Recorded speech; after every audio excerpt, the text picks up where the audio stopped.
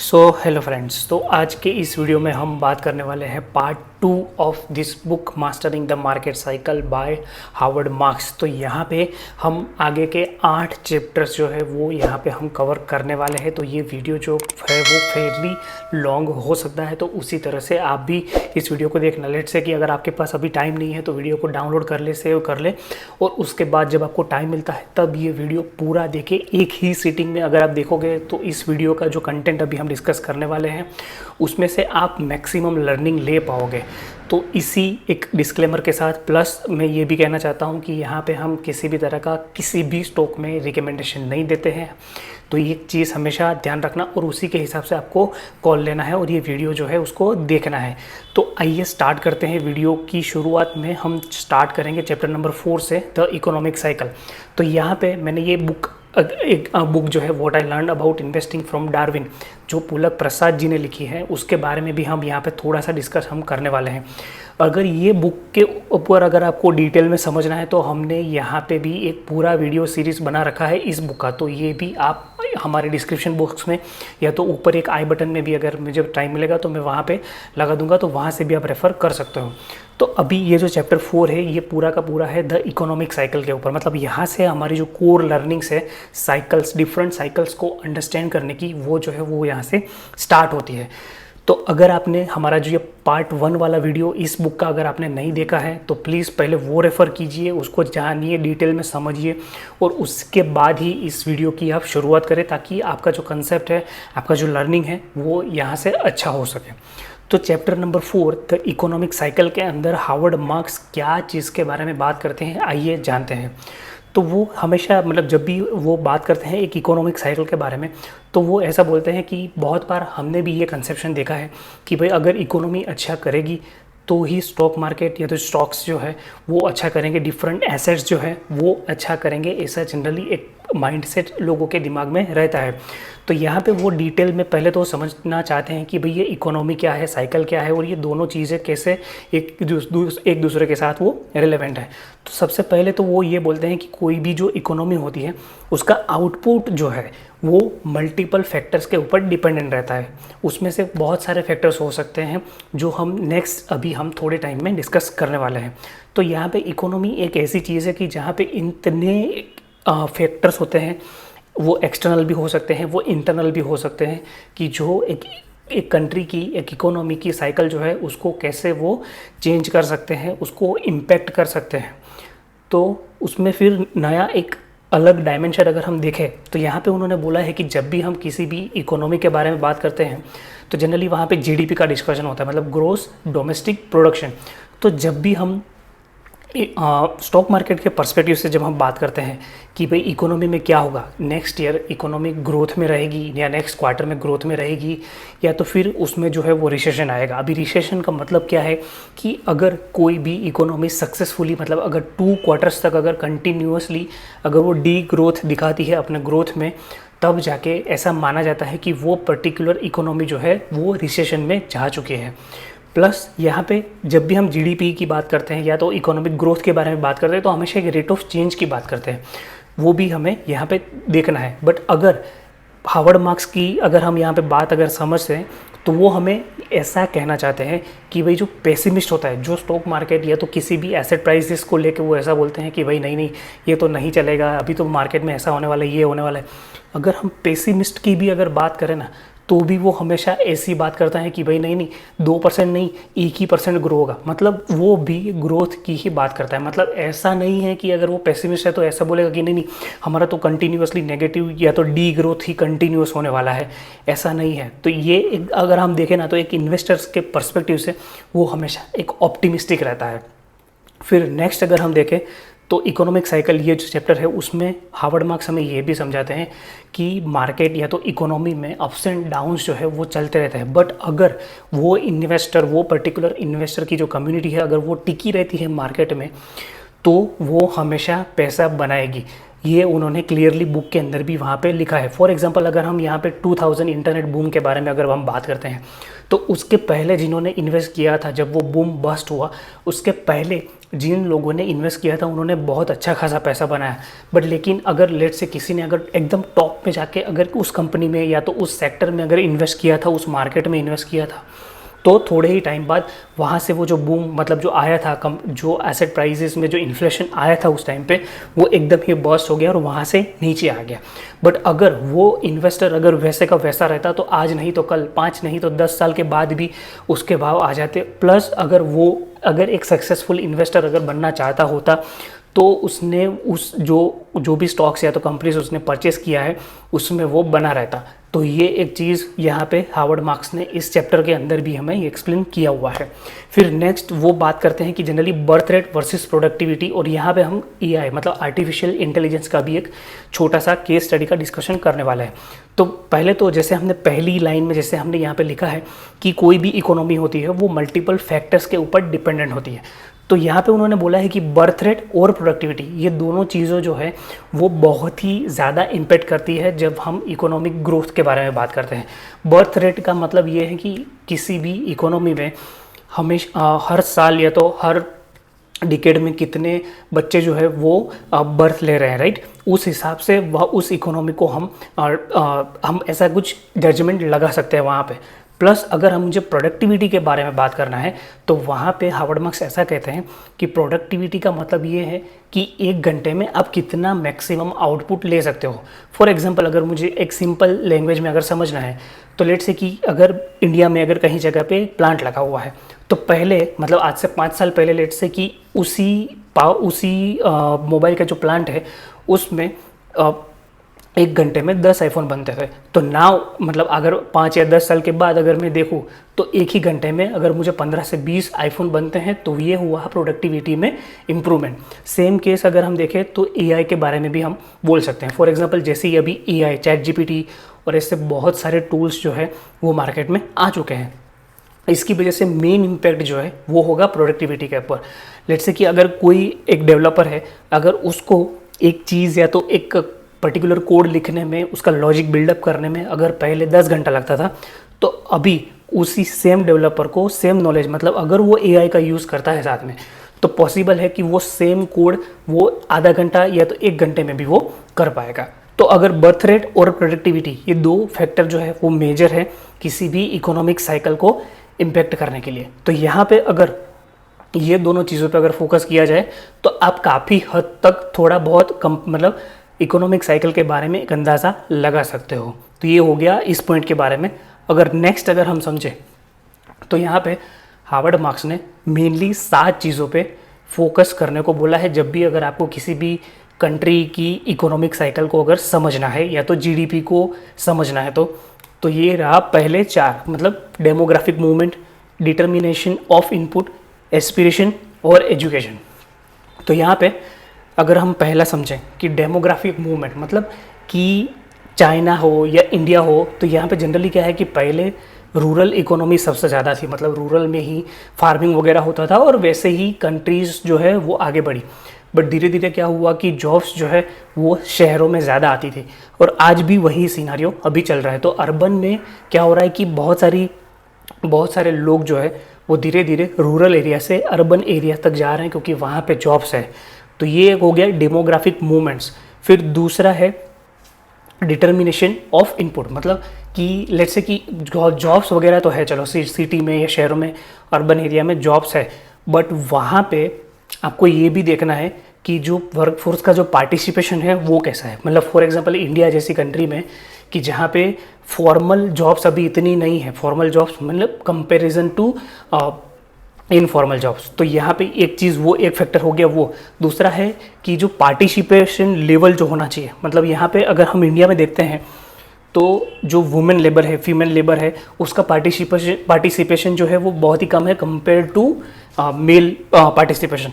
तो ये एक चीज़ है। फिर वर्क प्लेस के साथ उन एम्प्लॉयज़ का एंगेजमेंट कैसा है वो भी एक डिटर्मिनेशन ऑफ इनपुट है। फिर थर्ड यहाँ पे जो उन्होंने बोला है वो है एस्पिरेशन, मतलब आज जितने भी मिडिल क्लास लोग हैं या तो जो अपर मिडिल क्लास लोग हैं, मतलब उसको एक एस्पिरेशन क्लास यहाँ पे लोग बोलते हैं कि भाई वो भी एक अच्छी लाइफ जो है वो जीना चाहते हैं, जितनी भी उनकी इनकम है उसके कंपैरिजन में वो अपनी जो लाइफ है वो बेटर करना चाहते हैं, वो फील बेटर करना चाहते हैं। तो एस्पिरेशन वाला क्लास जो है वो भी आपकी जो इकोनॉमिक साइकिल है उसमें इम्पेक्ट करेगा। फिर नेक्स्ट अगर हम बात करते हैं तो वहाँ पे है एजुकेशन। तो हार्वर्ड मार्क्स ये बोलते हैं कि किसी भी इकोनॉमी का अगर आपको साइकिल उसका समझना है तो आपको देखना है कि उसका जो उस कंट्री का जो एजुकेशन लेवल है वो कैसा है। मतलब एजुकेशन जैसे यहाँ पे वो बोलते हैं कि जो क्वालिटी ऑफ एजुकेशन जो डिपार्ट होता है राइट कैंडिडेट्स के ऊपर, उसके जो सिटीजन्स है कंट्री के उसके ऊपर, तो अगर वो बहुत ही अच्छा है तो पॉसिबिलिटी है कि कंट्री आज नहीं तो कल उसके जो इकोनॉमिक जो साइकिल है उसके ऊपर पॉजिटिव इम्पैक्ट आएगा, उसकी जो जीडीपी है उसके ऊपर पॉजिटिव इम्पैक्ट आएगा अगर उस इकोनॉमी का एजुकेशन जो है वो बहुत ही अच्छा है। तो ये था पहले 4 फैक्टर। अभी आगे के अगर 3 फैक्टर अगर हम समझे तो उसमें से पहला है टेक्नोलॉजी, ऑटोमेशन और ग्लोबलाइजेशन।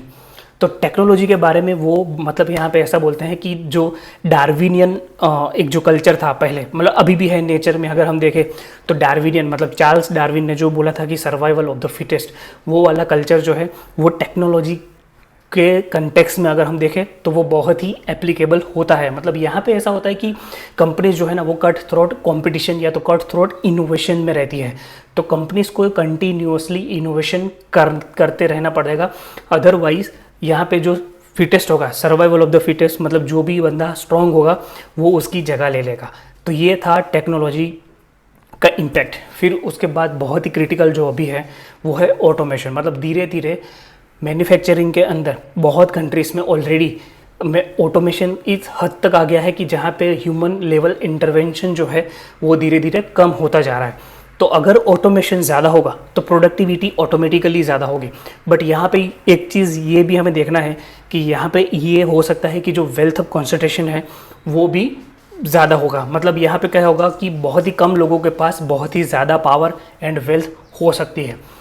तो ये एक ऑटोमेशन का एडवांटेज है कि वो प्रोडक्टिविटी को इम्प्रूव भी करेगा, बट सामने वो वेल्थ का कॉन्सेंट्रेशन जो है उसको वो ज़्यादा बनाएगा, ज़्यादा स्ट्रॉन्ग बनाएगा। फिर उसके बाद उन्होंने फाइनली जो एक फैक्टर बोला है कि जो जीडीपी को इम्पैक्ट करता है वो है ग्लोबलाइजेशन।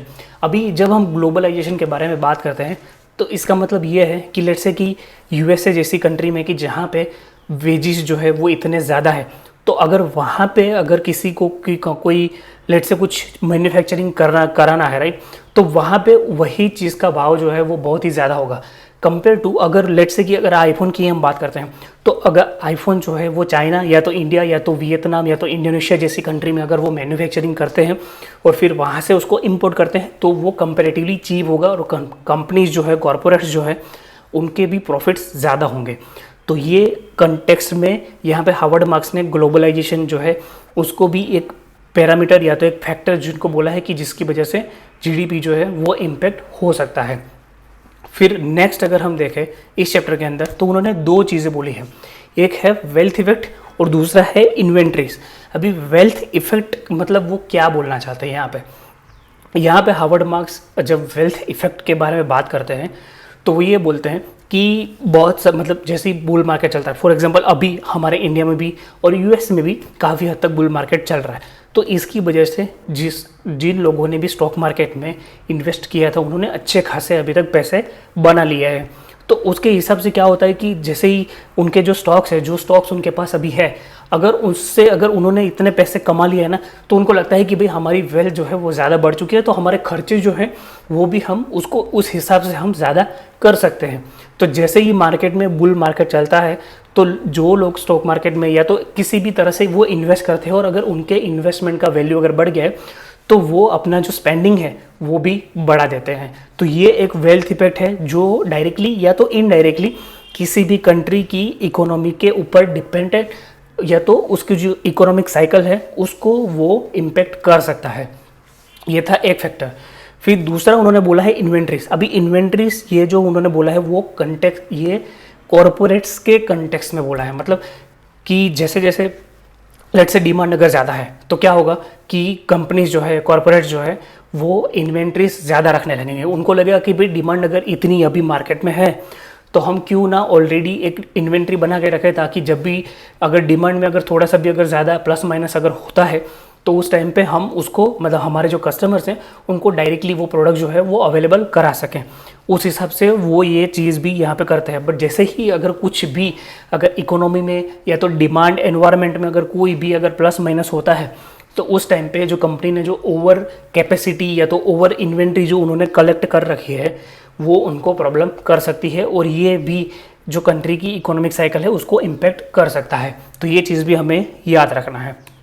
और फाइनली उन्होंने एक चीज़, मतलब जो अगर इकोनॉमी के बारे में, अगर ये ऑलरेडी हमने पुलक प्रसाद जी को जो बुक थी वहाँ पे भी यही चीज़ डिस्कस किया था कि जितने भी इकोनॉमिक फोरकास्ट होते हैं वो कम्प्लीटली यूजलेस होते हैं। मतलब इन्वेस्टिंग एज अ गेम अगर हम देखें तो वो एक फ्यूचरिस्टिक गेम है, मतलब उसमें जो आउटकम है वो फ्यूचर में होने वाला है। और आज तक कोई भी बंदा ऐसा नहीं है कि जो फ्यूचर में उनकी जो नेक्स्ट सेकंड है या तो उसके जो नेक्स्ट ईयर है उसको भी वो प्रिडिक्ट कर पाए। तो इसी वजह से वो ये बोलते हैं कि आपको इकोनॉमिक फोरकास्ट जो है उनको एकदम यूजलेस ही मानना है, उसके ऊपर इतना दिमाग नहीं लगाना है। और ये सेम चीज़, और फोरकास्ट के ऊपर पूरा का पूरा एक चैप्टर जो है what I learn about investing from Darwin, इसमें बहुत ही डिटेल में दिया है। और हमने भी इतने ही डिटेल में उस चैप्टर के जो वीडियो हमने बनाया है उसमें भी आपको मिल जाएगा। तो आप अगर आप चाहो तो वो वीडियो भी रेफर कर सकते हो। तो ये था चैप्टर नंबर 4। अभी चैप्टर नंबर 5 पे जाने से पहले थोड़ा पानी पी लेते हैं।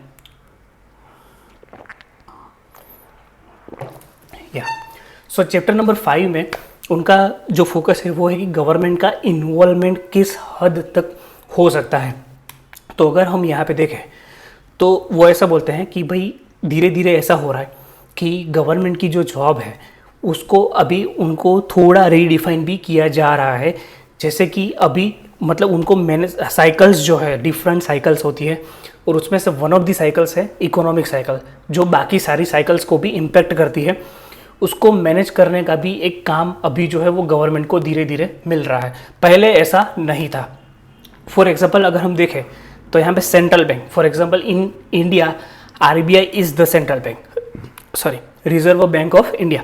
तो अभी रिजर्व बैंक ऑफ इंडिया जो है उसका काम ये है कि वो कंपनी का जो कंट्री का जो फॉरेक्स रिजर्व है उसको वो प्रॉपरली बिल्ड करे, प्लस कंट्री की जो करेंसी है, for in our case it is a रूपी, राइट, इंडियन रूपी, तो उसको मैनेज करने का काम जो है वो है आरबीआई का।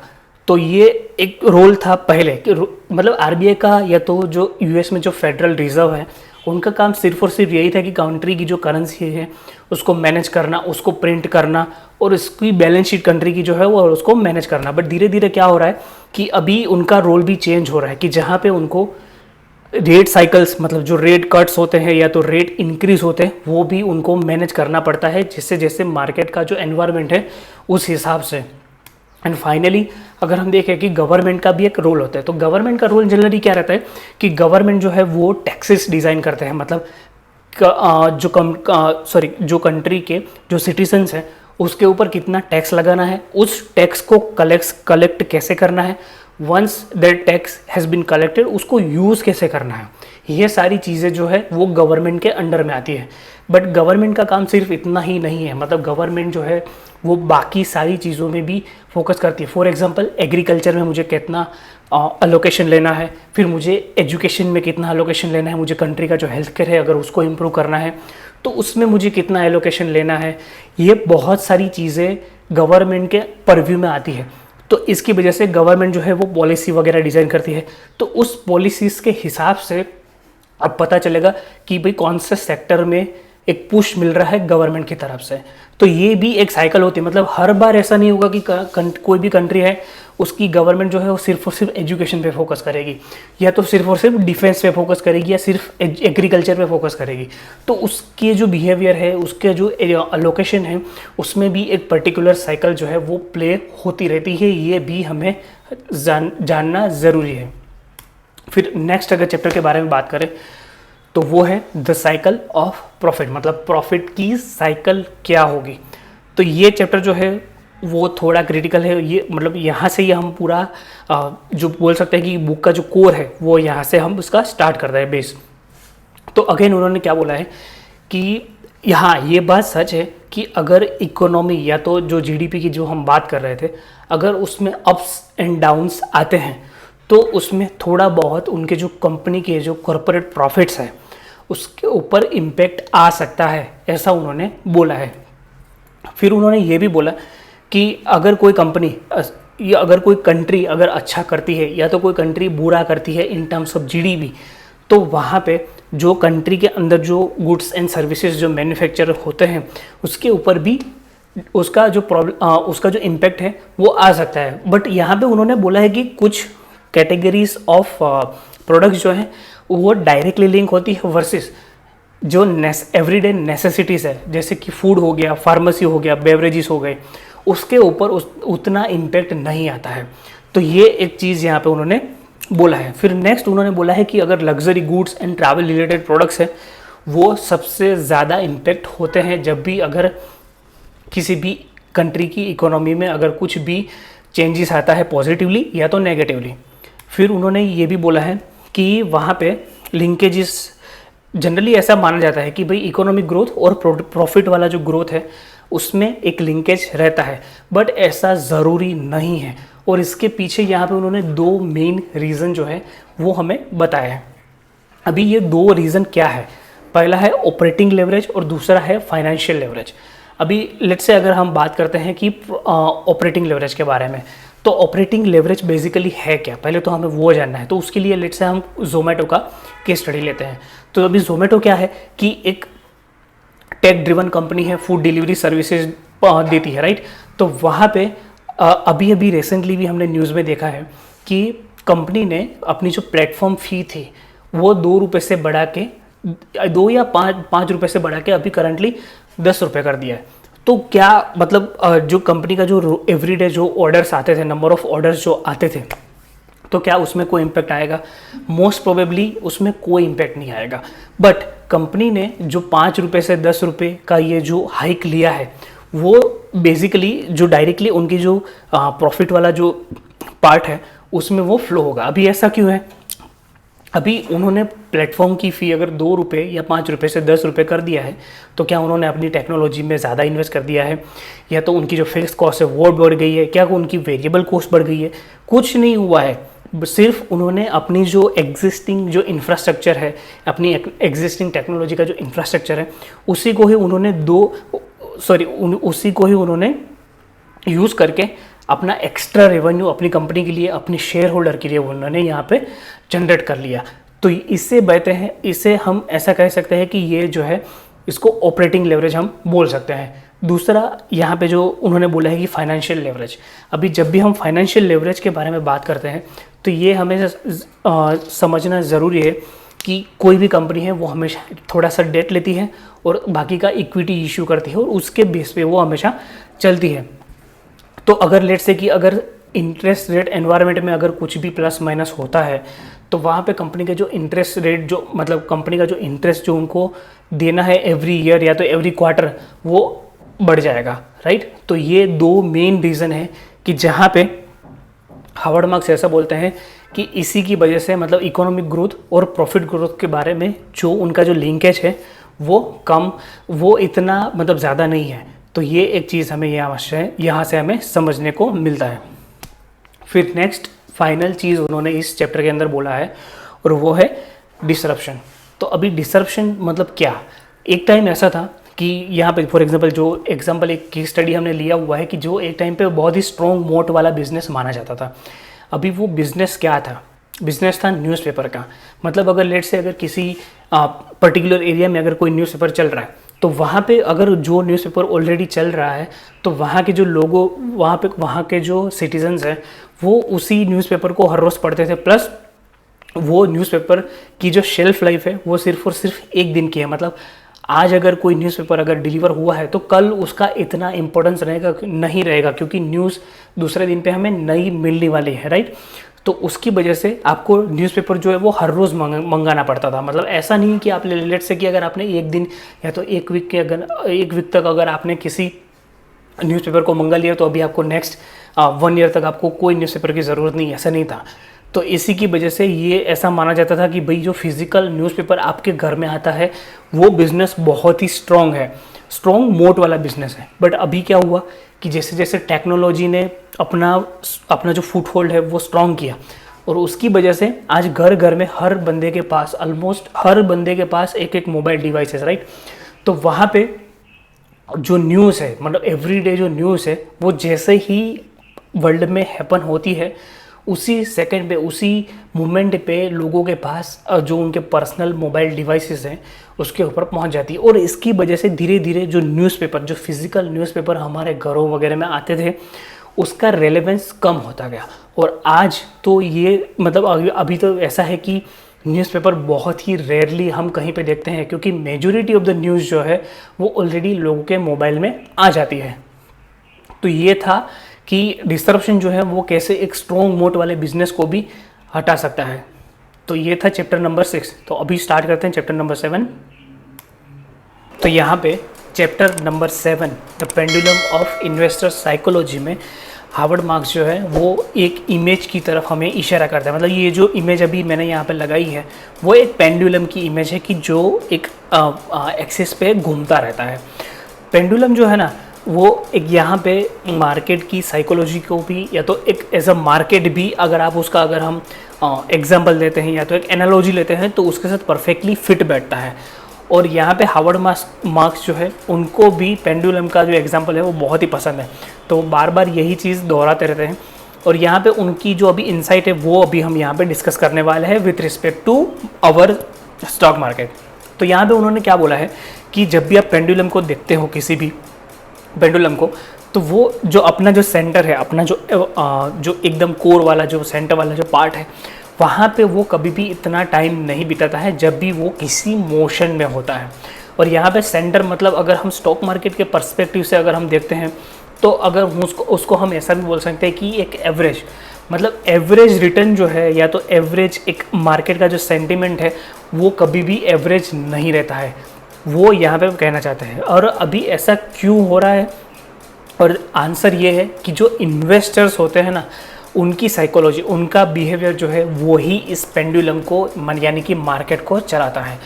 तो ऐसा क्यों है कि जनरली क्या होता है ना कि एक्सेसिव वाला जो पार्ट है, मतलब या तो एक्सेसिव मार्केट में ऑप्टिमिज्म होता है या तो एक्सेसिव पेसिमिज्म होता है। मतलब एकदम एक स्टेबल लाइन पे अगर आपको कभी भी इन्वेस्टर का जो साइकोलॉजी है वो नहीं दिखेगा। फॉर एग्जांपल लेट्स से अगर किसी स्टॉक ने अगर अच्छा रिजल्ट पोस्ट किया है तो मार्केट क्या करेगा कि नहीं, अभी तो यही कंपनी है जो मुझे अच्छे से अच्छा पैसा बना के देगा, और यही कंपनी है जो अभी मार्केट में चलने वाली है। फॉर एग्जांपल लेट्स से कोई भी फुटवेयर कंपनी है, तो अभी लेट्स से कि इस क्वार्टर में, इस पर्टिकुलर क्वार्टर में उसने बहुत ही फेनोमेनल रिजल्ट उसने पोस्ट किया, ऐसा हम मान लेते हैं कि कहीं से कुछ डिमांड आ गई अचानक से फुटवेयर की, तो लोगों को यही लगने लगता है कि बस अब तो यही इसी कंपनी के जो फुटवेयर है वही लोग पहनेंगे, बाकी और कुछ पहनेंगे ही नहीं। तो इस हद तक एक एक इन्वेस्टर जो होते हैं ना उनका जो कलेक्टिव अगर हम साइकोलॉजी देखें तो इस हद तक हो जाती है। और अगर हम लेट्स से सिंपली अगर पेसिमिज्म के बारे में देखते हैं, same cheese. For example let's say कि अभी रिसेंटली आज मैं जो वीडियो जो अभी बना रहा हूँ वो बना रहा हूँ संडे को, तो फ्राइडे या तो थर्सडे को जब HUL हिंदुस्तान यूनिलीवर का रिजल्ट आया था, again no recommendation of any type, तो वहाँ पे लोगों ने मतलब उस स्टॉक को इतना रोका, मतलब लार्ज कैप स्टॉक है, FMCG स्टॉक है, डिफेंसिव सेक्टर में है, उसको भी मतलब लोगों ने, इन्वेस्टर्स ने 8-9% तक उसने एक ही दिन में उसको गिरा दिया था। तो मतलब क्या है कि अब से हिंदुस्तान यूनिलीवर की प्रोडक्ट्स कोई खरीदेंगे ही नहीं, ये वाला सीन है? नहीं, ऐसा नहीं है। ये पर्टिकुलर साइकिल एक होती है और उसके हिसाब से कंपनीज चलती है। तो यहाँ पे वही चीज़ हार्वर्ड मार्क्स जो है हमें पेंडुलम के एक एग्जांपल से हमें यहाँ पे समझाना चाहते हैं कि वो एवरेज नहीं रहता है। जनरली क्या होता है कि एक्सेसिव ऑप्टिमिज्म या तो एक्सेसिव पेसिमिज्म की तरह ही चलता है। और इसकी जो मेन रीज़न है, उसका जो मेन पर्पज़, मेन रीज़न है वो है इन्वेस्टर का बिहेवियर। फिर नेक्स्ट अगर वो एक मतलब यहाँ पे इन्होंने एक सिंपल सा एक रिसर्च करके यहाँ पे उन्होंने डाला है बुक के अंदर कि भाई मतलब 47 ईयर्स, मतलब 1970 to 2016, ये जो 47 ईयर का जो पीरियड है, टाइम पीरियड, उसमें S&P 500 ये जो इंडेक्स जो अभी उसमें बहुत सारे इन्वेस्टर्स है, दुनिया भर में इन्वेस्टर्स जो है वो S&P 500 में अपना पैसा लगाते हैं। जैसे अपने यहाँ पे निफ्टी 50 या तो सेंसेक्स है, वैसे वहाँ पे S&P 500 है। तो उस इंडेक्स का अगर रिटर्न उन्होंने जब देखते हैं तो 47 ईयर में उनको बोला कि भाई एक नॉर्मल रेंज है कि भाई चलो हर साल में 8% से 12% के बीच में कितने बार मिला है इस 47 ईयर में। तो यहाँ पे उनका जो रीज़न था, यहाँ पे उनका जो आंसर था वो ये था कि सिर्फ 3 बार ऐसा हुआ है कि ईयरली अगर जब वो रिटर्न के बारे में अगर बात करते हैं तो वो 8% से 12% के बीच में सिर्फ और सिर्फ 3 बार हुआ है। मेजोरिटी ऑफ द टाइम क्या हुआ है कि ये जो रेंज है उसके बाहर ही पर उनको, मतलब ये जो नॉर्मल रेंज है उसके बाहर ही रिटर्न मिला है। तो कभी कभार ऐसा हुआ है कि S&P 500 में किसी एक साल में 30% से भी ज़्यादा रिटर्न मिल गया है, और कभी कभार कोई साल में ऐसा भी हुआ है कि जहाँ पे 10 और 15% तक का माइनस, मतलब नेगेटिव रिटर्न मिला है इन्वेस्टर्स को, राइट। तो ये चीज़ क्यों हुआ है? क्योंकि इन्वेस्टर्स का जो साइकोलॉजी है, पेंडुलम जो है वो कभी भी उतना टाइम जो उनका जो सेंटर है उस पर नहीं बिताता है, वो आसपास ज़्यादा घूमता रहता है। फिर नेक्स्ट अगर उन्होंने यहाँ पे बोला है सेम चीज़ कि ग्रेड एंड फियर सेम चीज़ है, risk tolerance versus risk aversion, इसके बारे में हम डिटेल में नेक्स्ट चैप्टर में हम डिस्कस करने वाले हैं। फिर उन्होंने बोला है कि euphoria versus depression, optimism versus pessimism, urgency to buy versus panic to sell. और यहाँ पे अगर ये एग्जाम्पल एक्चुअली बुक के अंदर नहीं दिया है, बट मैं अभी पर्सनली आपको जो मैंने समझा है मार्केट को उस हिसाब से मैं आपको यहाँ पे बता रहा हूँ कि फॉर एग्जांपल अभी पावर स्टॉक्स जो है, जितने भी पावर स्टॉक्स है, मतलब आप एक बार सोचो, हाँ मैं मानता हूँ कि भाई पावर जो है वो अगर इंडिया को अगर ग्रो करना है, इंडिया का अगर इंफ्रास्ट्रक्चर हमें बिल्ड करना है अभी भी अच्छे लेवल तक, तो हमें पावर की ज़रूरत है। बट पावर स्टॉक्स को अगर आप इतने हाई वैल्यूएशन पे अगर आप परचेस कर रहे हो अभी, राइट, अगर लेट्स से कि अगर आपने पावर स्टॉक्स को थोड़े समय पहले अगर परचेस किया था जब वैल्यूएशन रीजनेबल था, लोगों को इतना अभी पता नहीं था, लोगों ने इतना इन्वेस्ट नहीं किया था इस सेक्टर के अंदर, अगर उस टाइम पे अगर लेट्स से अगर आपने इन्वेस्ट किया होता पावर स्टॉक्स के अंदर तो अभी आप अच्छा खासा रिटर्न बना रहे होते।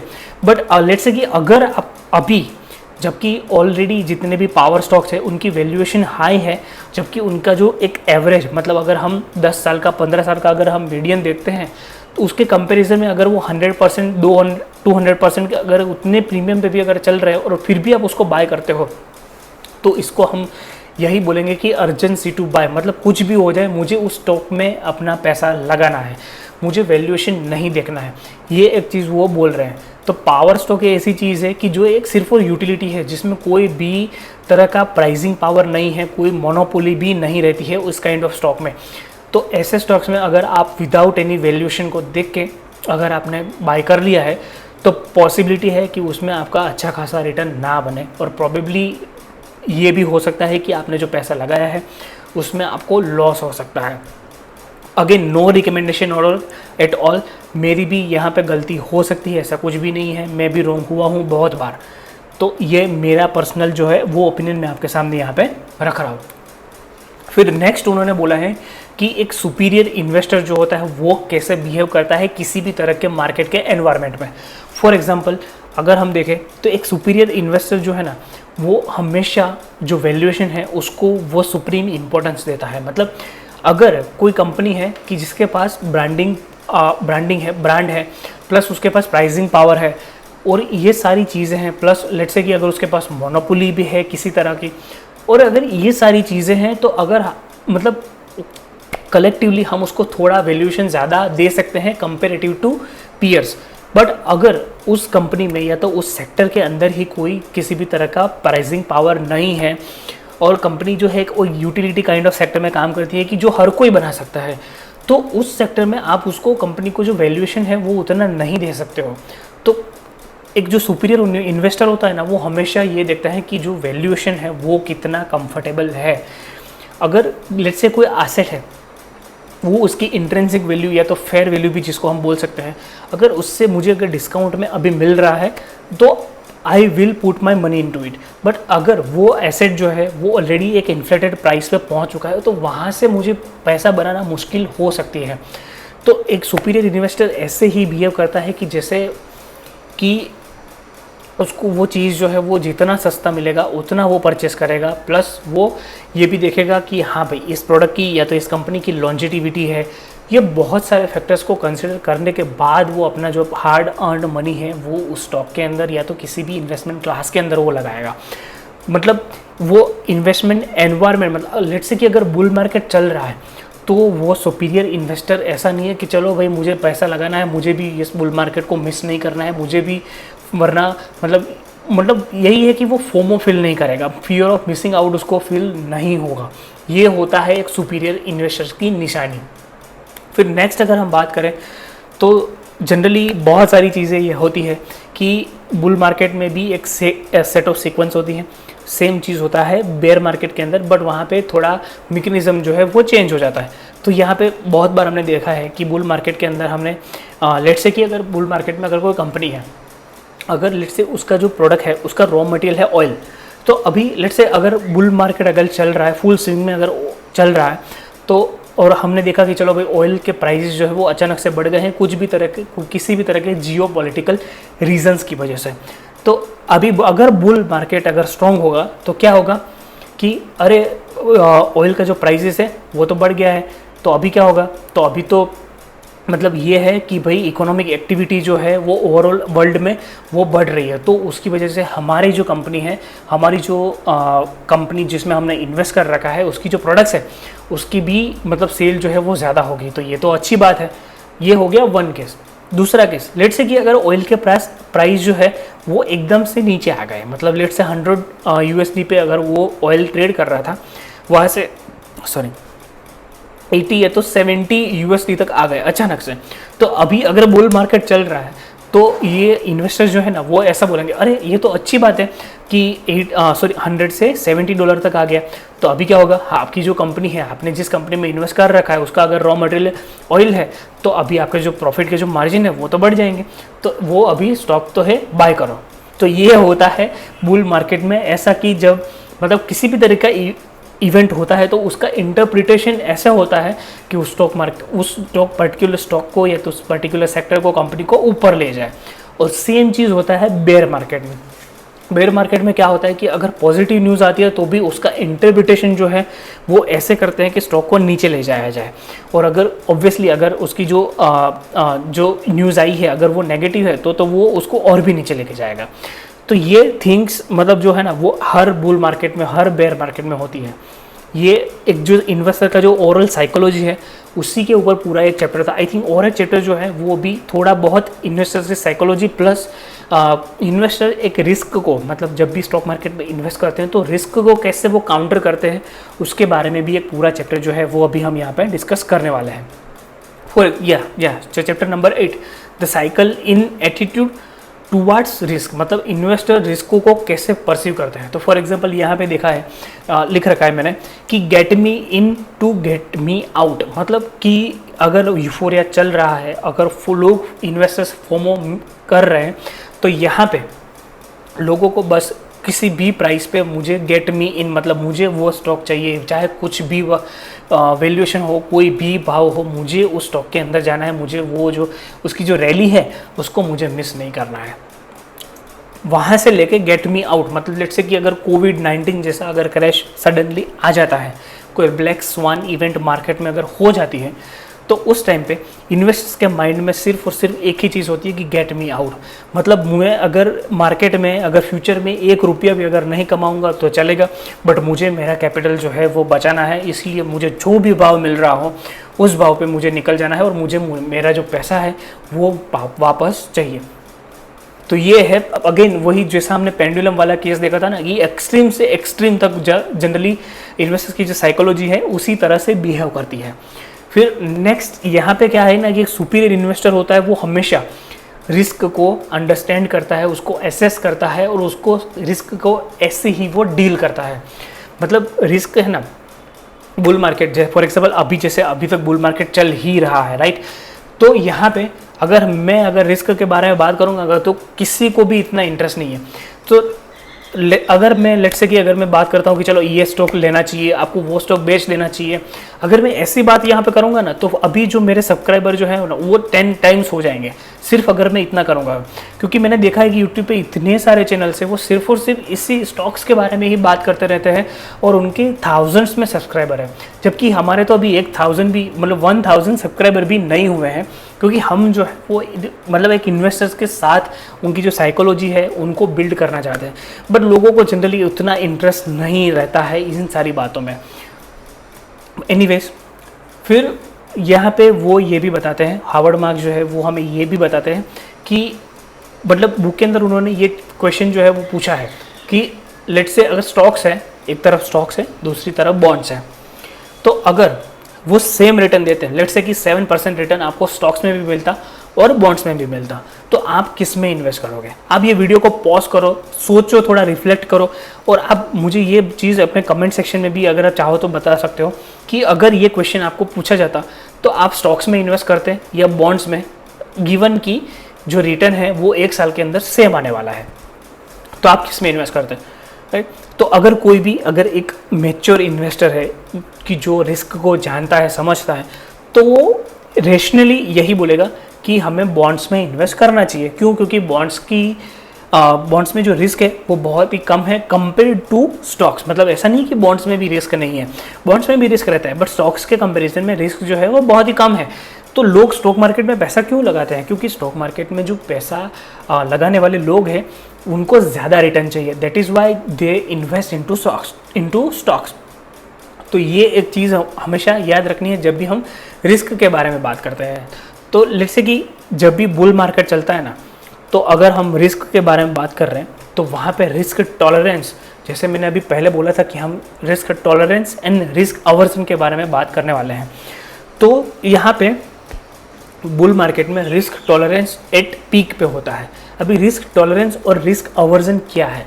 पहली बात, रिस्क टॉलरेंस मतलब कि यहाँ पे फॉर एग्जांपल मैं हूँ कि चलो अगर मैं बोलता हूँ कि भाई मेरा रिस्क एपेटाइट या तो रिस्क टॉलरेंस जो है ना वो बहुत ही ज़्यादा है, मतलब मैं स्मॉल कैप में, माइक्रो कैप में, एसएमईस में, ऐसी कंपनीज में भी जो मेरा हार्ड अर्न मनी है वो मैं लगा सकता हूँ। तो ये जनरली ये इस टाइप की जो साइकोलॉजी होती है ना वो बुल मार्केट में पीक पे होती है। मतलब लोगों को ऐसा लगता है कि भाई लगा दो पैसा, नहीं कुछ नहीं होगा, सब देखा जाएगा, अरे मेरा रिस्क प्रोफाइल बहुत ही हाई है, मुझे कुछ नहीं होगा, मेरी कंपनी जो सॉलिड है, ये वो बहुत सारी चीज़ों के बारे में वो बात करेंगे। बट जैसे ही बेयर मार्केट आता है और उनकी जो होल्डिंग्स होती है वो गिरने लगती है, तभी इन्वेस्टर्स को अपनी जो ट्रू रिस्क प्रोफाइल है वो समझ आती है। और उस टाइम पे लेट्स से कि अगर बेयर मार्केट चल रहा है तो वहाँ पे रिस्क एवर्जन जो है वो पीक पे रहता है। अभी रिस्क एवर्जन मतलब क्या है कि नहीं मुझे तो कोई रिस्क लेना ही नहीं है, मतलब मुझे 5-6% रिटर्न अगर रिटर्न मुझे कम मिलेगा तो चलेगा, बट मुझे ना रिस्क नहीं लेना है। इसको बोलते हैं रिस्क अवर्जन, मतलब मुझे रिस्क नहीं लेना है, राइट?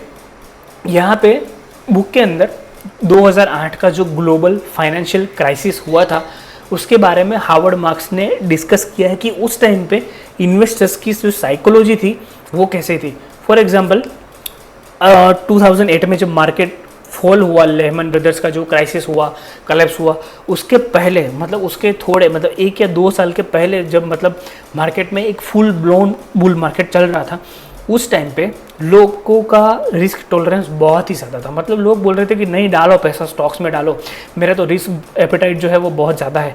तो इसी वजह से लोगों ने स्टॉक्स में, और उसमें भी खास करके जो स्मॉल कैप्स वगैरह स्टॉक्स थे प्लस पावर स्टॉक्स भी थे, उस टाइम पे एक बहुत ही अच्छे ग्रुप का पावर का आईपीओ भी आया था जिसने पूरा का पूरा मार्केट का सेंटिमेंट को हिला दिया था। और वो उस कंपनी का आज जो स्टॉक प्राइस है वो आज भी ट्रेड हो रहा है, बट उसका जो प्राइसेस है वो बहुत ही मतलब वहाँ से 99% तक वो डाउन हो चुका है। तो यहाँ पे उन्होंने ये बताया है कि रिस्क टॉलरेंस बुल मार्केट में ज़्यादा होता है, और जैसे ही बेयर मार्केट आता है ना तो किसी भी बंदे को वहाँ पे पैसा नहीं लगाना होता है। सभी को पैसा तभी लगाना है कि जब मार्केट बहुत ही अच्छा कर रहा है, जबकि उल्टा होना चाहिए एकदम ही। ये एक चीज़ यहाँ पे हार्वर्ड मार्क्स ने डिटेल में हमें यहाँ पे समझाया है। फिर नेक्स्ट एक इंटरेस्टिंग केस के बारे में भी उन्होंने बोला है बुक के अंदर कि 2008 की जब मंदी चल रही थी तो उस टाइम पे हार्वर्ड मार्क्स को अपना जो फंड है उसके ऊपर उन्होंने जो लेवरेज लिया था, जो मार्जिन कॉल उनको आ रहे थे, उसके सामने उनको पैसे वहाँ पे जमा करने थे। तो उस टाइम पे हावर्ड मार्क्स एक पेंशन फंड मैनेजर था, उसके पास वो गए थे कि वहाँ से अगर हमें कुछ फंड मिल सके। तो वहाँ पे जब उन्होंने पेंशन, ये जो फंड मैनेजर था, जब उनसे बात किया तो उन्होंने क्या बोला कि भाई ये चीज़ है कि इसकी वजह से हावर्ड मतलब हमें पैसा चाहिए। तो ये फंड मैनेजर ने ऐसा बोला कि अगर अभी जो मार्केट में ये सिचुएशन हुआ है कि लेमन ब्रदर्स का कलेक्स वगैरह हो गया है और उसकी वजह से अभी पूरा दुनिया में एक फाइनेंशियल क्राइसिस चल रहा है, तो क्या इससे भी ख़राब कुछ हो सकता है, इससे भी वर्स्ट कुछ हो सकता है क्या, कि जिसकी वजह से हमारा जो इन्वेस्टमेंट है आपके फंड में उसमें कुछ प्रॉब्लम आ सके। तो उसके बाद हावर्ड मार्क्स ने अपनी आर्ग्यूमेंट्स दी सामने। तो उसके बाद वापस से उन्होंने पूछा कि नहीं, इससे भी कुछ गलत हो सकता है, इससे भी कुछ ज़्यादा वर्स्ट हो सकता है। ऐसा 5-6 बार मतलब उन्होंने पूछा। तो ये चीज़ यहाँ पे हमें हावर्ड मार्क्स ये समझाना चाहते हैं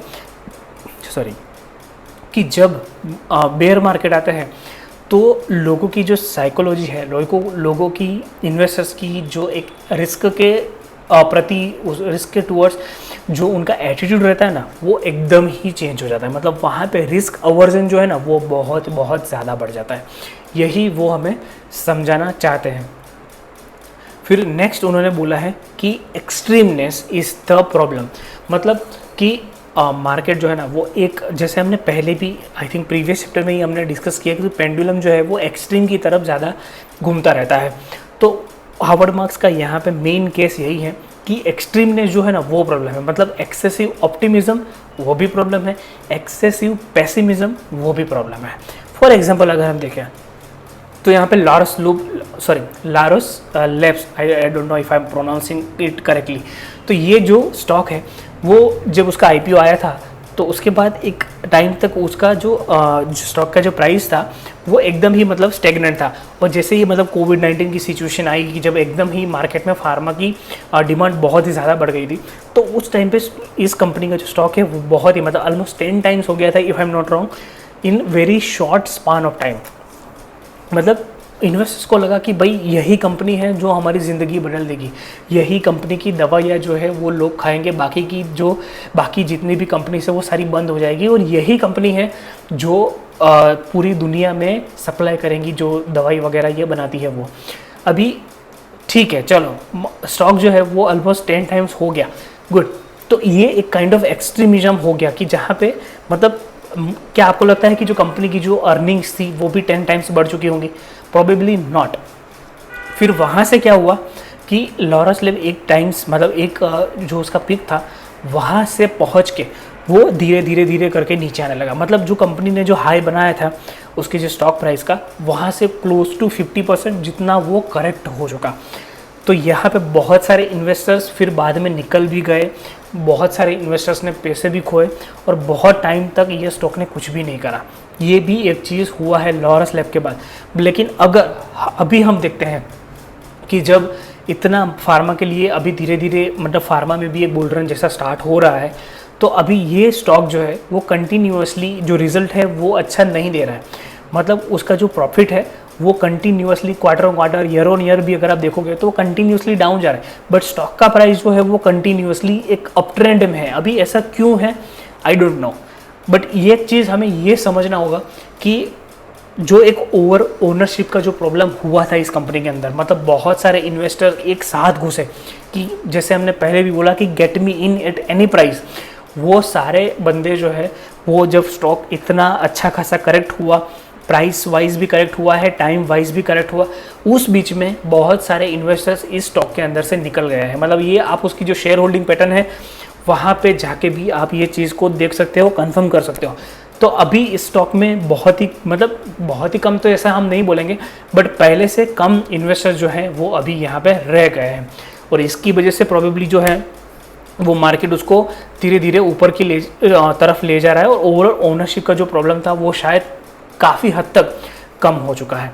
but anyway our point was कि एक्सट्रीमनेस जो है ना वो प्रॉब्लम है यहाँ पे। यही मेन चीज़ हावर्ड मार्क्स पूरी बुक में अंदर हमें यही समझाना चाहते हैं। और फाइनली उनका एक स्टेटमेंट जो है वो बुक के अंदर भी उन्होंने दिया है, वही सेम मैं यहाँ पे भी मेंशन किया हूँ कि When others fail to worry about risk, be more cautious, ऐसा वॉरेन बफेट ने बोला है, और यही कोट को हावर्ड मार्क्स ने अपनी बुक के अंदर हमें डिस्कस किया है। अभी इसका जो इंटरप्रिटेशन है वो करंट सिचुएशन में हम कैसे कर सकते हैं। फॉर एग्जांपल, अभी जैसे बुल मार्केट अभी जब तक चल रहा था, या तो चल रहा है, आई डोंट नो कि बुल मार्केट एंड हुआ या कुछ भी, आई डोंट नो, बट लेट्स से कि अगर आप जितने भी इन्वेस्टर्स जो है वो आपके आसपास में जितने इन्वेस्टर्स आप देखते हो, इन्वेस्टर हो या ट्रेडर हो, कि जब वो रिस्क को साइड में करते हैं और अपना कैपिटल लगाते हैं, उसी टाइम पे आपको सोचना है कि अगर ये बंदा अगर ऐसा सोच रहा है और बहुत सारे लोग ऐसा ही सोच रहे हैं कि रिस्क को अभी कंसिडर नहीं करना है, हमें तो सिर्फ पैसे बनाने हैं, वो टाइम है कि आपको कॉशियस हो जाना है। और इससे रिवर्स भी ट्रू है, मतलब लेट्स से कि जब बेयर मार्केट चल रहा है, कि जब रिस्क अवर्जन सबसे ज़्यादा है, राइट, कि मतलब लोगों को अभी स्मॉल कैप्स में या तो एसएमएस में पैसे नहीं लगाने क्योंकि वह ऊपर से 70, 80, 90% तक गिर गए, तो उसी टाइम पे वही सही टाइम है कि जब आपको वैसी कंपनीज में पैसा लगाना चाहिए। अगेन नो रिकमेंडेशन, बट मैं आपको क्या बता रहा हूँ कि जब कोई अच्छी company with good business model अगर वो ऊपर से 70-80% अगर गिर गई है मार्केट की कंडीशंस की वजह से, तो उसी टाइम पे मतलब जो प्राइजेस आर डाउन, उसी टाइम पे आपका जो मार्जिन ऑफ सेफ्टी है वो बहुत ही ज़्यादा है। तो इसकी मतलब अभी 80% जो कंपनी गिर चुकी है जिसमें कोई प्रॉब्लम नहीं है, बट बिकॉज कि वो ओवर वैल्यूएशन हो गया था, अभी बेयर मार्केट चल रहा है, तो ऐसे टाइम पे ही आपको उस कंपनी में इन्वेस्ट करना है और उसी टाइम पे आपका जो रिस्क रिवॉर्ड रेशियो है वो बहुत बहुत बहुत ही फेवरेबल होगा। तो ये एक चीज़ आपको याद रखनी है, रिस्क को कभी भी भूलना नहीं है। और ये चीज़ आप किसी भी अच्छी इन्वेस्टिंग के बुक के बारे में अगर हम बात कर लेते हैं तो वहाँ पे भी यही चीज़ आपको पढ़ने को मिलेगा। तो ये था चैप्टर नंबर 8। अभी चैप्टर नंबर 9 के बारे में बात करता है। ये थोड़ा डिटेल वाला चैप्टर है, पानी वानी पी लीजिए अगर आपको थोड़ा भी थकान लग रहा है तो।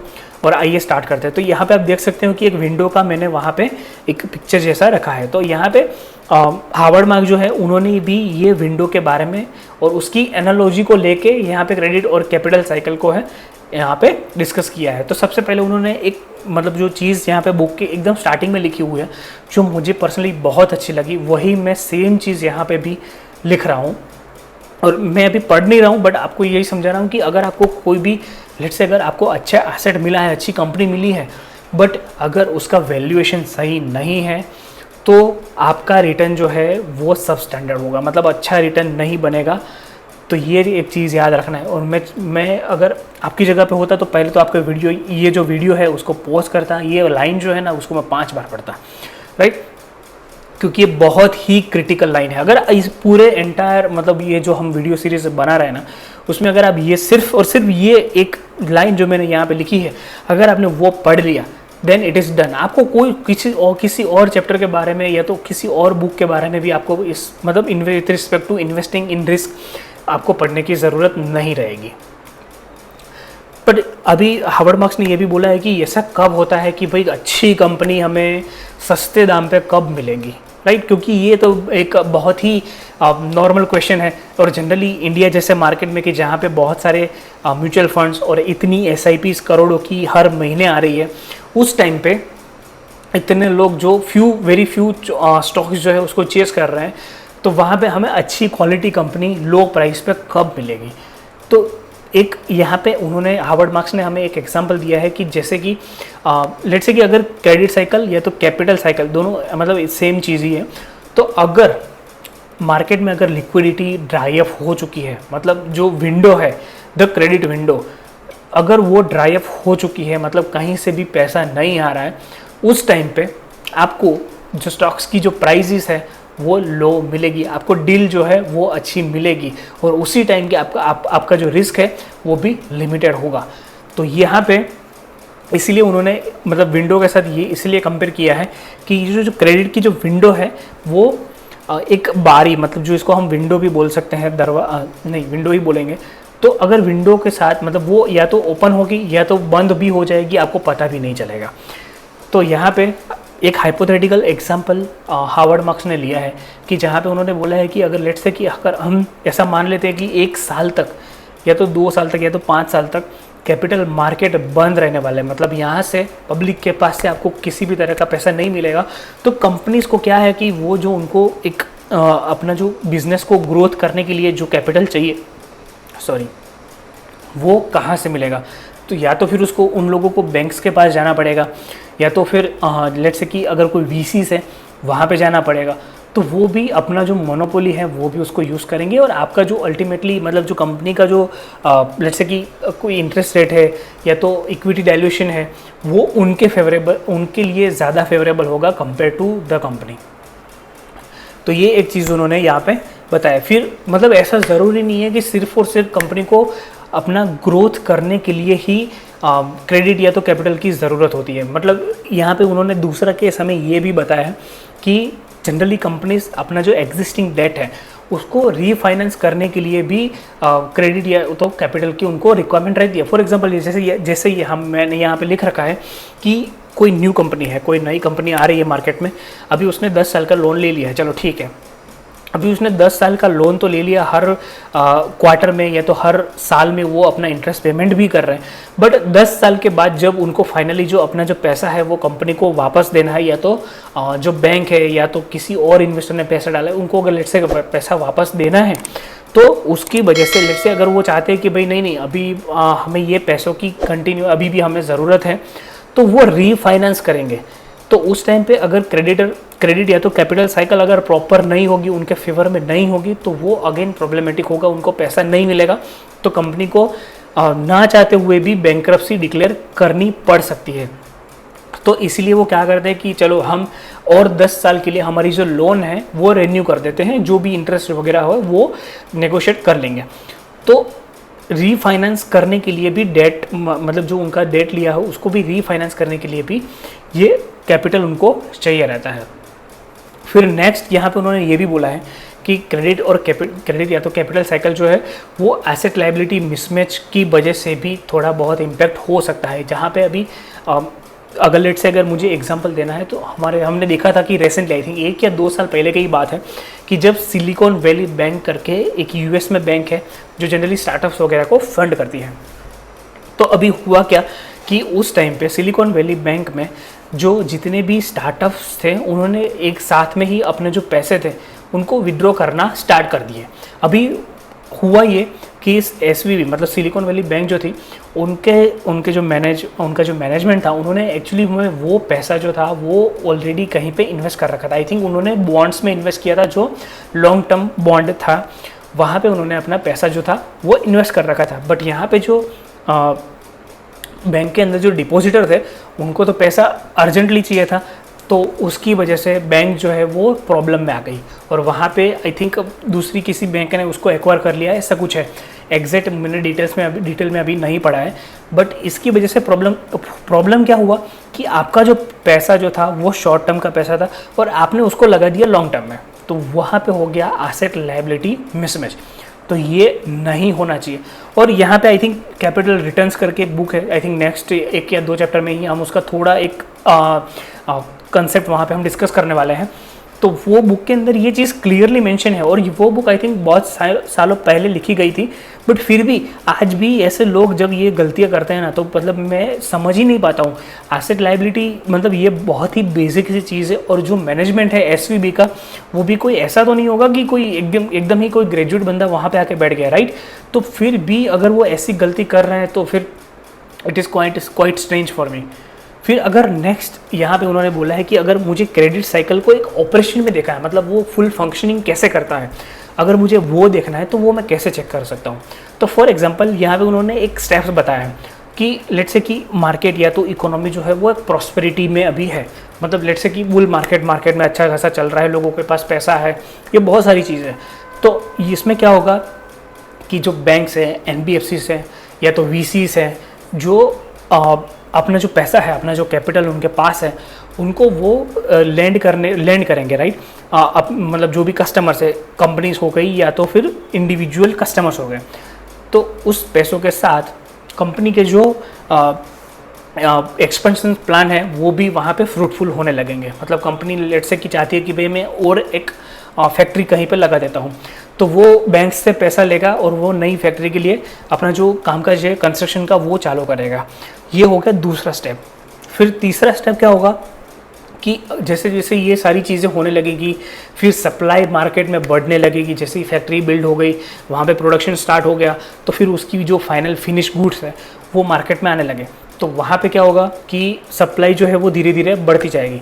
फिर रिस्क टॉलरेंस जो है वो भी बढ़ता जाएगा, मतलब रिस्क टॉलरेंस ऑफ लेंडर्स, जो एनबीएफसी से या बैंक से जिन्होंने पैसा दिया है वो उनका भी एक कॉन्फिडेंस आएगा कि भाई चलो हमने जो पैसा दिया था उससे उन्होंने फैक्ट्री बनाई, उसकी जो प्रोडक्ट्स है वो भी मार्केट में आ गई, तो अभी हम ऐसे भी दूसरे अगर कोई कंपनी है तो उसको भी हम लैंड कर सकते हैं। तो उसकी वजह से जो लेंडर होता है ना उसका एक रिस्क टॉलरेंस बढ़ता जाता है। फिर उसमें दिक्कत ये होता है कि जो क्रेडिट स्टैंडर्ड होता है, मतलब आपने फिक्स किया है कि भाई अगर मैं किसी बंदे का सिबिल स्कोर अगर इतना होगा तभी मैं उसको क्रेडिट कार्ड या तो कोई किसी की तरह का पर्सनल लोन तभी दूंगा। बट अगर बहुत सारे लोग अगर आ गए हैं इस सारी डिमांड को लेके कि हमें भी लोन चाहिए, तो और अगर जो लेंडर है वो अगर ज़रा भी केयरफुल नहीं है और उसको लगेगा कि नहीं मार्केट अभी सब सही चल रहा है तो लेट से हम अभी इसको लोन वगैरह दे देते हैं, तो अगर आपने उसको लोन दे दिया तो फिर वहाँ से ही चैलेंजेस जो है वो स्टार्ट होते हैं। और नेक्स्ट स्टेप जो जैसे यहाँ पे मैंने मेंशन किया है कि फॉल, मतलब कि कंपनी के जो लॉसेस होने स्टार्ट हो जाएंगे। फॉर एग्जांपल अभी अगर हम देखते हैं तो बहुत सारी बैंक्स फिर माइक्रो फाइनेंस इंस्टीट्यूशंस जो होती है जो छोटे छोटे लोन करते हैं, मतलब 1000, 2000, 5000 के जो लोन करते हैं, तो वहाँ पे ये चैलेंजेस आने लगे हैं कि वहाँ से पैसा रिकवर नहीं हो रहा है। और ये हम बहुत सारी बैंक्स अभी उनके केस में भी देख रहे हैं। फॉर एग्जांपल अभी रिसेंटली आईडीएफसी फर्स्ट बैंक और इंडसइंड बैंक जो है उन्होंने जब अपना रिजल्ट डिक्लेयर किया तो हमें पता चला कि कितने सारे एनपीएस वहाँ पे हैं। कंपनीज मतलब ये जो बैंक्स हैं वो प्रोविजंस भी उतने ही ज़्यादा कर रहे हैं, राइट। तो अगेन नो रिकमेंडेशन और यहाँ पे हमारे पास कुछ स्टॉक्स जो अभी हमने बात किया है उसमें हमारे पास हो भी सकते हैं, तो प्लीज़ आप उसको कंसिडर करिएगा। तो ये एक जो है ना क्रेडिट साइकिल जो ऑपरेशन में है ना वो ऐसी ही चलती है। और इससे रिवर्स भी ट्रू होता है, मतलब अगर मैं इसी साइकिल को, मतलब जो यहाँ पे हमने जो फॉल लिखा है वहाँ से अगर मैं अभी भी और भी थोड़ा कंटिन्यू करूँ तो हम ऐसे कर सकते हैं कि लेट्स से कि जैसे कंपनी को लॉसेस होने लगते हैं या बैंक्स को एनबीएफसीज को लॉसेस होने लगते हैं तो फिर वहाँ से वो है ना एकदम ही केयरफुल हो जाता है। मतलब उनका अभी रिस्क टॉलरेंस नहीं बट रिस्क अवर्जन जो है ना वो बढ़ जाता है। मतलब अभी उनको 1 रुपये का भी रिस्क नहीं लेना है, वो बहुत बहुत ज़्यादा केयरफुल हो जाते हैं अपने जो कस्टमर्स हैं उनको लेके कि भाई मुझे इसको लैंड करना चाहिए या तो नहीं करना चाहिए। और उसी चक्कर में क्या होता है कि जो बंदा सच में लायक है, जो वर्दी है, जिसका सिबिल स्कोर देखो या सब कुछ इन प्लेस है, उसको भी वो लैंड करने में इतना सोचेंगे कि और आखिरी में पॉसिबल है कि उसको लैंड ना भी करें, राइट। तो जिस बंदे को मतलब एक्चुअल में वो वर्दी भी था, लायक भी था, उसको ज़रूरत भी थी, उस बंदे को भी पैसा नहीं मिलेगा और ये साइकिल जो है वो आगे चलती रहेगी। फिर नेक्स्ट अगर हम देखें, मतलब आखिरी लाइन मुझे इस चैप्टर में अगर सबसे बेस्ट अगर लाइन लगी है तो वो ये है कि look around the next time there is the crisis you will probably find a lender. यही चीज़ मतलब ये बहुत बार मतलब अगर लेट से अगर हम 2008 में भी देखें तो जब जो मेजर क्राइसिस हुआ था 2008 का ग्लोबल फाइनेंशियल क्राइसिस, तो वो मेजरली बिकॉज ऑफ लेंडर्स की वजह से ही हुआ था। जैसे कि हमने देखा कि बहुत सारी बैंक्स और इंक्लूडिंग लेहमैन ब्रदर्स कोलैप्स हो गए थे। तो ये चीज़ भी आपको ध्यान रखना है। और नेक्स्ट चैप्टर के बारे में अगर हम बात करें, ये थोड़ा शॉर्ट चैप्टर रखा है क्योंकि इसके ऊपर मैंने इतना रिसर्च नहीं किया है डिस्ट्रेस डेट साइकिल के ऊपर। But anyway distress debt investing पहले तो क्या होता है वो हम थोड़ा बहुत समझ लेते हैं यहाँ पे। तो यहाँ पे हार्वर्ड मार्क्स जो है उनके जो पार्टनर्स हैं उनके साथ वो यह मेनली इसी एसेट क्लास में वो इन्वेस्ट करते हैं। अभी ये है क्या, पहले तो हमें एक केस स्टडी लेना है। लेट्स से कोई कंपनी है कि जो मतलब ऑलमोस्ट वो बैंकरप्सी के कगार पे अभी खड़ी है।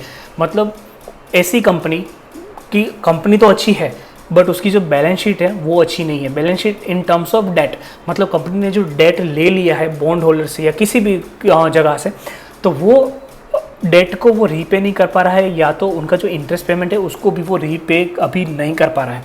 तो ऐसी कंपनी जो है ना वो बैंकरप्सी के कगार पे जनरली रहती है। बट यहाँ पे हार्वर्ड मार्क्स ने एक चीज़ क्लियरली बोला है कि ये डिस्ट्रेस डेट मतलब कि यहाँ पे ऐसा नहीं है कि कंपनी का जो ऑपरेशन है, कोर ऑपरेशन की जहाँ पे वो धंधा करता है, वो ज़रा भी इम्पेक्टेड नहीं है। मतलब वो तो एज यूजुअल चल रहा है। But for example let's say कोई कंपनी जो है वो साल में 10 करोड़ का प्रॉफिट कर रही है, बट उसने सामने ईयरली उसको 20 करोड़ जितना सिर्फ इंटरेस्ट पेमेंट करना है, उतना उसने डेट ले लिया है।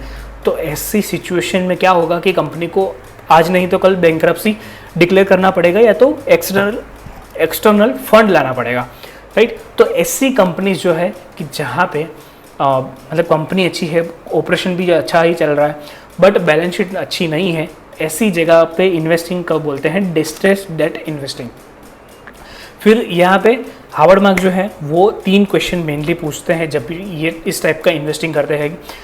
तो पहले तो वर्थ क्या है, मतलब उस कंपनी की एक्चुअल वर्थ क्या है। फिर सेकंड है कि जब भी लेट्स से कि अगर बैंकरप्सी अगर कोई कंपनी डिक्लेयर करती है तो उसके बाद जब वो बाकी के जो फंड है, बाकी के जो बॉन्ड होल्डर्स है या तो ओनर्स हैं, उसमें वो वैल्यू, कंपनी की वैल्यू कैसे डिस्ट्रीब्यूट होगी, और तीसरा ये पूरी प्रोसेस में कितना टाइम लगेगा। ये 3 क्वेश्चन हार्वर्ड मार्क्स हमेशा डिस्कस करते हैं before doing the distress debt investing. फिर चैप्टर 11 मतलब ये फाइनल चैप्टर है हमारे इस पूरा ये जो चैप्टर अभी हमने 8 चैप्टर का जो पूरा वीडियो बनाया है उसमें, तो ये है रियल एस्टेट साइकिल, जो अभी मतलब मार्केट में भी जैसे फार्मा स्टॉक चल रहे हैं वैसे रियल एस्टेट स्टॉक्स जो है वो भी अच्छा कर रहे हैं। तो अगर लेट्स से अगर हम यहाँ पे कैपिटल रिटर्न, जैसे मैंने पहले भी बोला था कि मैं थोड़ा एक ब्रीफली यहाँ पे हम बात करने वाले हैं। ये बुक जो है वो बाय एडवान चांसलर, बहुत ही अच्छी बुक है, आपको 2-3 बार पढ़नी चाहिए। और अगर आप चाहते हो कि हम भी इस बुक का, अगर आप चाहते हो कि हम वीडियो सीरीज़ पूरा बनाए विथ केस स्टडीज़, तो आप हमें कमेंट सेक्शन में प्लीज़ लिखना। तो अगर ज़्यादा कमेंट्स आएंगे, ज़्यादा रिस्पॉन्स आएगा, तो हम इस बुक के ऊपर भी एक डिटेल में वीडियो हम बनाने वाले हैं। फिर यहाँ पे अगर हम स्टार्ट करें तो यहाँ पे उन्होंने ये बोला है कि मतलब ये वैसे तो बुक के अंदर ये चीज़ मेंशन नहीं है, बट ये मेरा पर्सनल ऑब्जर्वेशन है कि जो रियल एस्टेट की जो एक साइकिल है उसका जो कोर स्ट्रक्चर है ना, वो बहुत ही रिसेंबल करता है जो मुझे कैपिटल स्ट्रक्चर ये बुक के अंदर जो साइकिल उन्होंने मेंशन किया है। अब ये साइकिल का जो स्ट्रक्चर है वो क्या है, पहले तो ये हम समझते हैं। फॉर एग्जाम्पल मतलब स्ट्रक्चर ऐसा है कि पहले तो एक लेट्स से कि थोड़े बहुत बिल्डर्स जो हैं वो इस इंडस्ट्री में आते हैं और अपना जो कंस्ट्रक्शन का काम है वो स्टार्ट करते हैं। फिर वहाँ पे कस्टमर्स भी आते हैं, डिमांड भी है। तो जैसे ही डिमांड आई, अभी उसके बाद क्या होता है कि लेट्स से कि कस्टमर्स अगर थोड़े ज़्यादा आ गए तो वहाँ पे जो एग्जिस्टिंग होम बायर्स थे, उनके जो होम्स थे, उन्होंने जो होम बाय किए थे उसकी प्राइसेस जो है वो एकदम से बढ़ गई।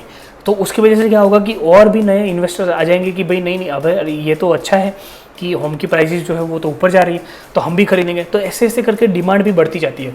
तो लेट्स से कि अगर डिमांड बढ़ी है तो वो जो पहले जो बिल्डर्स जो इस इंडस्ट्री में घुसे थे उनसे उतना फुलफिलमेंट नहीं होगा। तो क्या होगा कि नए बिल्डर्स इस मार्केट में आएंगे जो नया रियल एस्टेट का सप्लाई जो है वो प्रोवाइड करेंगे। बट इस चक्कर में क्या होगा कि जैसे ही नए सप्लायर्स है तो नए बिल्डर जैसे ही इस इंडस्ट्री में आते हैं तो धीरे धीरे जो प्राइसेस है, होम के जो प्राइसेस है वो भी कम हो जाते हैं। और इसकी वजह से जो एग्जिस्टिंग होम ओनर्स होते हैं ना, वो भी बेच के जल्दी से जल्दी अपना प्रॉफिट को कैश आउट करके निकलना ट्राई करते हैं। और इसी चक्कर में जो होम के जो प्राइसेस है वो कलेप्स हो जाते हैं और वापस से मतलब जो बहुत सारे बिल्डर्स हो गए थे उसकी वजह से कम बिल्डर्स हो जाते हैं और ये साइकिल जो है वो ऐसे चलती रहती है।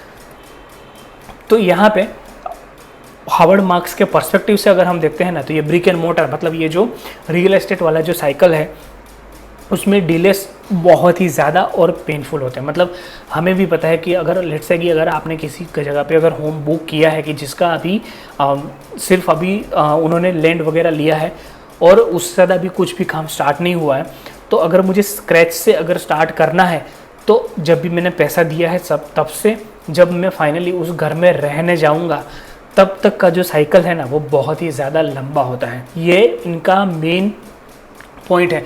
और उसी मतलब वही जो 7-8 साल या तो 10 साल, वी डोंट नो राइट, तो उस साल में कितने मतलब अलग अलग साइकिल जो है वो उनको इम्पैक्ट करता है। फॉर एग्जांपल अभी रियल एस्टेट कंपनी का जो प्रॉफिट है उसको वो डिपेंड किसके ऊपर करता है। एक तो एक हो गया मेटल, मतलब एवरी बिल्डिंग के अंदर कुछ मेटल लगता है, जैसे लेट्स से स्टील हो गया, फिर आयरन हो गया, तो ऐसी बहुत सारी मेटल जो है वो लगती है।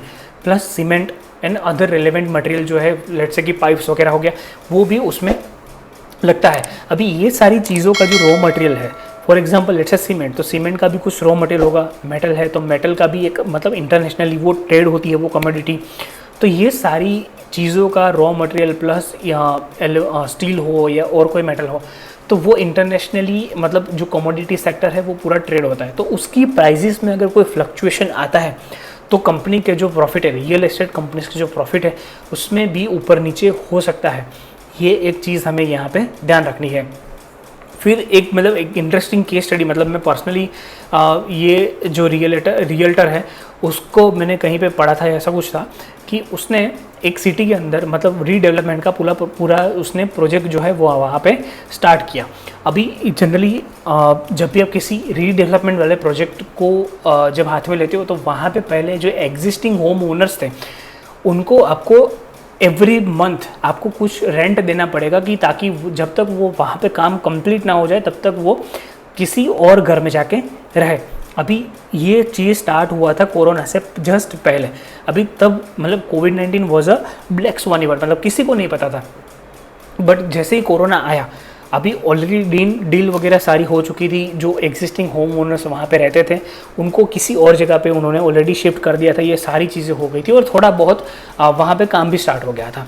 अभी आफ्टर कोरोना मतलब जैसे ही कोरोना आया तो उस टाइम पे जो मज़दूर थे वो भी अपने गांव वगैरह चले गए थे। तो मतलब कि for 1 or 2 years the work was completely स्टेगनेटेड, मतलब वहाँ पे कुछ भी काम नहीं हो रहा था। और जबकि ये रियल्टर जो था उसको कंटिन्यूसली अपने जो एग्जिस्टिंग होमनर जो वहाँ पे रहते थे उनको तो हर महीने उनको रेंट देना पड़ रहा था।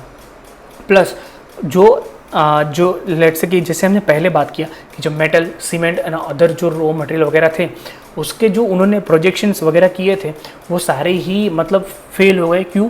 क्योंकि जो प्राइजेस पे उन्होंने स्टार्ट किया था कैलकुलेशन वो पूरी ही कैंसिल हो गई। और जबकि वहाँ पे जो नेगोशिएशंस थे, जो कॉन्ट्रैक्ट्स थे वो ऑलरेडी हो चुके थे। तो यहाँ पे भी वो जो रियल्टर था उसको बहुत ही हेवी लॉसेस लेने पड़े। तो ये एक चीज़ है, मतलब रियल एस्टेट वाला काम ऐसा नहीं है कि आपने आज लेट से कुछ अगर वहाँ पे किया तो 1 या 2 साल में उसका जो है वो फाइनल आउटकम आ जाएगा, आपका जो पैसा इन्वेस्ट किया था वो भी आपको प्रॉफिट के साथ वहाँ पे आपको मिलने लगेगा। नहीं, रियल एस्टेट में बहुत सारी अदर साइकिल्स जो है वो भी इम्पेक्ट करती है। फॉर एग्जाम्पल जैसे हमने पहला चैप्टर जो इस वीडियो के अंदर हमने डिस्कस किया इकोनॉमिक साइकिल, तो लेट्स से कि अगर वहाँ पे अगर कुछ भी इकोनॉमी में अगर प्लस माइनस होता है तो उसी हिसाब से गवर्नमेंट को भी या तो जो रिजर्व बैंक का जो गवर्नर है उसको भी उसी हिसाब से कुछ स्टेप्स लेने पड़ेंगे, मतलब इंटरेस्ट रेट या तो बढ़ाने पड़ेंगे या तो कम करने पड़ेंगे। तो उसके हिसाब से भी अगेन रियल एस्टेट पे वो प्रॉब्लम आ सकता है। तो ये एक मतलब इंटरेस्टिंग केस स्टडी था जो मुझे लगा कि शायद आप लोगों को अच्छा लगे, कुछ वैल्यू एडिशन हो सके। फिर बहुत बार ऐसा भी होता है कि जो एग्जिस्टिंग रियल एस्टेट डेवलपर्स होते हैं अगर उनसे वो लेट्स से कि वो प्रोजेक्ट कंप्लीट नहीं हो रहा है या तो प्रोजेक्ट अगर कंप्लीट हो चुका है बट वो जो होम्स है या तो प्रॉपर्टीज है उसको वो सेल नहीं कर पा रहे हैं, तो अगर उनको वहाँ से एग्जिट चाहिए तो वो क्या करते हैं कि पूरा का पूरा जो ब्लॉक है वो किसी और डेवलपर को डायरेक्टली बेच देते हैं। बट यहाँ पे जो बंदा वो डेवलपर से वो माल ले रहा है, जो होम्स या तो पूरा ब्लॉक वो वहाँ से ले रहा है, उसको फ़ायदा मिलेगा। क्यों? क्योंकि इसमें उसको एक तो पहली बात तो ये कि उसका पूरा टाइम वगैरह सारा उसका सेव हो गया। दूसरा, उसको पता है कि ये बंदा मुझे तभी बेच रहा है कि जबकि ये बंदे को इसमें प्रॉफिट प्रॉपरली नहीं हो रहा है। तो उस टाइम पे वो क्या करेगा कि अपना जो बार्गेनिंग पावर जो है वो हमेशा बायर के पास रहेगा। तो बायर को एक्चुअली में यही चीज़ सस्ते में मिल रही है, तो यहाँ पे जो बंदा बाय कर रहा है उसको बेनिफिट होगा, और जबकि जो बंदा सेल कर रहा है उसको अगर हम ओवरऑल देखें तो उसको कुछ ना कुछ वहाँ पे लॉस हो रहा है। तो ये एक चीज़ है। फिर जनरली ऐसा माना जाता है कि जो मॉर्गेज लेंडिंग है वो भाई बहुत ही सेफ है। मतलब क्यों? कि लेट से अगर किसी बैंक ने अगर कोई लोन किसी बैंक ने अगर किसी बंदे को अगर होम लोन दिया है, तो अगर वो होम लोन अगर लेट्स से कि अगर वो बंदा पेमेंट अगर उसका इंटरेस्ट जो है वो पे नहीं कर पा रहा है प्रॉपरली, तो क्या होगा? तो वहाँ पे मतलब ऐसा बोलेंगे कि भाई जो बैंक है वो उसका जो घर है उसको जब्त कर लेगी। ये एक पॉसिबिलिटी है। तो मतलब फाइनली तो ये भी हो सकता है कि भाई एक बार वो घर आपने जब्त कर लिया, उसके बाद आपने डायरेक्टली उसको सेल कर दिया और आपका जो पैसा था वो आपने रिकवर कर लिया। तो एक तरह से अगर हम देखें तो यस कि भाई जो मॉर्गेज लेंडिंग है वो सेफ है। बट जो 2008 का जो पूरा ग्लोबल फाइनेंशियल क्राइसिस हुआ था वो सिर्फ और सिर्फ इसी के ऊपर हुआ था। और फिर भी ये क्राइसिस क्यों हुआ, फिर अगर इतना सेफ है तो क्राइसिस क्यों हुआ? तो यहाँ पे मतलब आपको ये भी जानना है, समझना है कि अगर लेट्स से अगर आपने अगर घर के बारे में अगर मैं सोचता हूँ देन इट इज़ फाइन। अगर मैं 100 घर के बारे में अगर ऐसा सोचता हूँ कि मैं बेच के अपना पैसा रिकवर कर लूँगा then to it is fine. But let's say अगर आपके पास 1 करोड़ 2 करोड़ जितने होम्स है, जस्ट इमेजिन करना है कि अगर आपको 1 करोड़ जितने हाउस जो है उसको आपको सेल करके अगर आपका पैसा रिकवर करना है तो क्या आप कर पाओगे?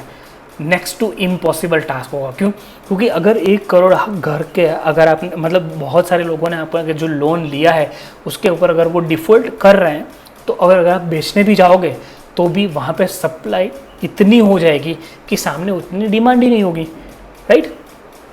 आई होप कि आपको ये कंसेप्ट समझ में आ रहा है।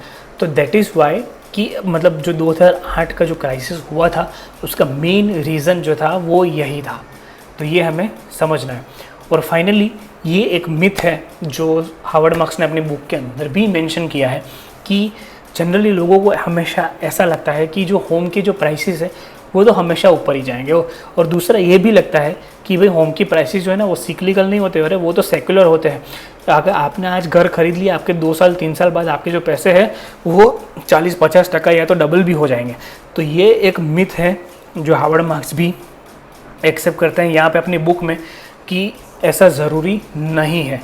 फॉर एग्जांपल इन गुजरात मतलब जब अर्थक्वेक आया था अराउंड 2000 तो उस टाइम पे जो रियल एस्टेट के जो प्राइसेस थे और ख़ास करके वो रियल एस्टेट जैसे कि फ्लैट्स हैं मतलब हाई राइज बिल्डिंग्स हैं, तो उस टाइम के जो मकान थे, उस टाइम के जो घर थे उसके प्राइसेस ड्रास्टिकली नीचे आ गए थे। तो ऐसा ज़रूरी नहीं है, कुछ भी नेचुरल कैलेमिटी भी आ सकती है और उसकी वजह से आपके जो होम पर के जो प्राइसेस है या तो रियल एस्टेट के जो प्राइसेस है वो नीचे जा सकते हैं। तो ये एक चीज़ आपको ध्यान रखना है जब भी आप किसी रियल एस्टेट कंपनी को स्टडी कर रहे हो। So that was all. I hope कि वीडियो जो है वो आपको अच्छा लगा होगा और इनकेस वीडियो अगर आपको अच्छा लगा है तो प्लीज़ वीडियो को लाइक कर दीजिएगा और चैनल को प्लीज़ सब्सक्राइब कर दीजिएगा। Thank you.